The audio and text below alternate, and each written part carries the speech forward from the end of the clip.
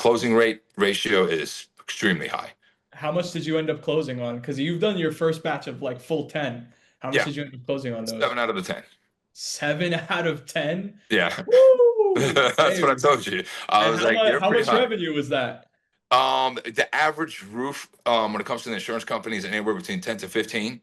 So, I mean, add that up. It was close to when I collected the checks and everything else like that. We had one for 24,000 went through. We had some for 9,000 went through, some for 10, some for 15. But if you want to tell other people whether they should try your company out or not, one closing, one pays for itself. So if the average is 15, because you're having a few guys that like a little Right, above, then that's 105,000 revenue collected correct. off of 10 appointments. Right. That's the revenue. Then you got to subtract your labors, all that Yep. other Then you stuff. got your labor. Your So it's like portion. 30% of that becomes the profit. Yeah. Like I Dude, said, that's one, one, and I'm happy. awesome. And if someone was thinking of going with us and they're a little on the edge and they're like, oh, I don't know, maybe not, what would you tell them, Ali? Take it from me. Someone's been in the industry a long time. You can even YouTube my name. I'm one of the highest salespeople in the state of Georgia, and I'm based in Atlanta. In 2020, I did it by myself. I sold $3 million just by myself. If I had you back then, I can stake my name to it. I would have definitely done at least 5 million. I didn't have any other stuff you had or the resources, and mine was mainly referral, but it still had dead time to be able to get other customers. With you, I'm counting on you every week. I'm sleeping nice.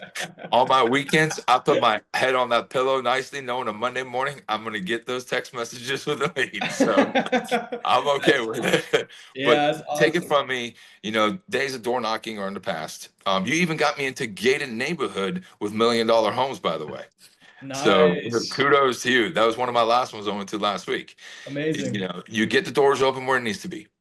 And in that gated community, do you think you're going to be able to get other The homeowners to guy's also already told come? me he's going to go ahead and let the HOA know I'm in there and give me some referrals. Let's do it. That's Like, you amazing, already man. got me in there. Amazing. That's awesome. And last thing here, what were your favorite things about working with us?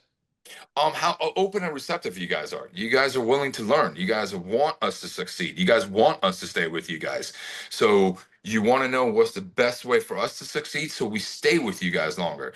It's not just like, okay, here's your printout, here's what it is, off next, same routine over and over again. You're always open to learn more. You always wanting to know, what should you say more to get me more customers. I feel like you're a teammate.